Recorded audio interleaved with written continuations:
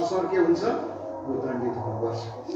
समाजमा अशान्ति हुन्छ, मनमुटाव हुन्छ, अनि समाजमा के हुन्छ?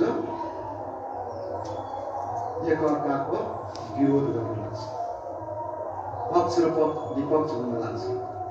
यस्ता कुराहरू समाजमा नहोस् भनेर परमेश्वरले इजरायलीलाई प्रतिज्ञाको देशमा एउटा स्वच्छ वातावरणमा तिनीहरू बाँच्न सकोस् भनेर इजरायली जातिलाई दिएको 10 आज्ञा आज हामीलाई पनि यो 10 आज्ञा नैतिक रूपमा नैतिक जीवन जिउनु हो भने यो आज्ञा अति नै आवश्यक छ। अनि मानिसले बनाएको त्यो आज्ञाहरू चाहिँ कमजोर छ, तर परमेश्वरले बनाएको आज्ञा जहाँ पनि लागू गर्दा एकदमै यो चाहिँ हाम्रो निम्ति एकदमै फाइदाजनक छ। यस कारणले गर्दा यो 10 वटा आज्ञा चाहिँ हामीले भुल्नु हुँदैन। एउटा विश्वासीले यो 10 वटा आज्ञा भुल्यो भनेदेखि परमेश्वरलाई भुल्दछ, अनि परमेश्वरलाई भुल्नेले चाहिँ कहिले पनि जीवनमा उन्नति प्रगति गर्न सक्दैन। यसकारण कसैले पनि म एक्लै केही गर्छु भनेर उसले चाहिँ घमण्ड गर्छ भने परमेश्वरलाई चेतावनी दिनु, उसले चाहिँ परमेश्वरलाई चेतावनी दिइरहेको हुन्छ। किनभने मलाई परमेश्वर चाहिँदैन, म गरिहाल्छु भन्ने मानिसले सोच गर्दछ। यदि त्यसो गर्ने मानिसले चाहिँ परमेश्वरको आदर गर्दैन। परमेश्वरको आदर नगर्नेले परमेश्वरको 10 आज्ञा पनि पालन गर्दैन। परमेश्वरको 10 आज्ञा पालन गर्ने परमेश्वरलाई मान्दैन, अनि परमेश्वरलाई नमान्नेले आशिष पाउँदैन, उसले दण्ड पाउँदछ। अनि दण्ड पाउने नर्कको योग्य हुन्छ। ख्रीष्ट येशू त्यतिकै हाम्रो लागि मर्नु भएन, किनभनेदेखि हामीलाई बचाउनको निम्ति आउनुभयो। अनि उहाँले पनि त्यही आज्ञा दिनुहुन्छ, तेरो सारा प्राणले, तेरो सारा समझले, तेरो सारा शक्तिले, तेरो सारा के भन्छ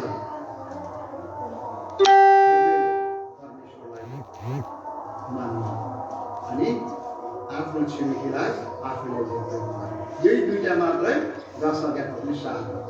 यहाँ परमेश्वरलाई मान्नु अनि आफ्नो छिमेकीलाई याद गर्नु। अनि कसलाई हत्या नगर्नु? छिमेकीलाई।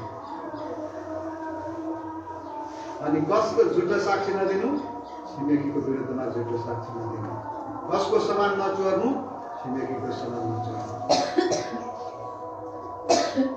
अनि अर्को कसको सामानको लालच नगर्नु?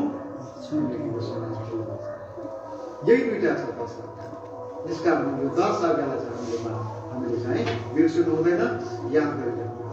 अनि यो 10 वटाले हामीलाई परमेश्वरतिर इङ्गित गर्ने, परमेश्वरलाई हामीले याद गरिरहेको छ। पहिलो आज्ञा, म बाहेक कुनै देवी देवतालाई नमान्नु। दोस्रो आज्ञा, कुनै पनि पृथ्वीमा, समुद्रमा, आकाशमा भएको प्रतिमूर्ति नबनाउनु, आकारको प्रतिमूर्ति नबनाउनु, त्यसको पूजा नगर्नु। तेस्रो आज्ञा, व्यर्थमा मेरो नाम नलिनु। चौथो आज्ञा, साबत दिनलाई पवित्र राख्नु। पाँचौं आज्ञा, आफ्नो आमा बाबुको आदर गर्नु। छैठौं आज्ञा, हत्या नगर्नु।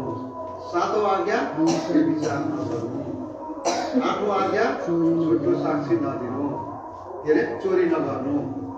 नवौं आज्ञा, झुटो साक्षी नदिनु। 10औं आज्ञा, लालच नगर्नु। यो 10 वटा आज्ञा तपाईँहरूले पनि याद गर्नु, अनि आफ्नो समाजसँग र परमेश्वरसँग यही व्यवहार गर्नु। अनि परमेश्वरले तपाईँहरूलाई आशिष दिनुहुन्छ।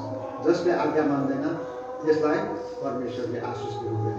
एउटा छोराछोरीलाई पनि आमा बाबुले भनेको कुराहरू नमान्दा छोराछोरीप्रति आमा बाबु दुखित हुन्छ। त्यस्तै परमेश्वरको पनि आज्ञा विश्वासीले मान्दैन भने विश्वासीप्रति परमेश्वर दुखित हुन्छ। त्यसकारण परमेश्वरलाई महिमा भएको होस्।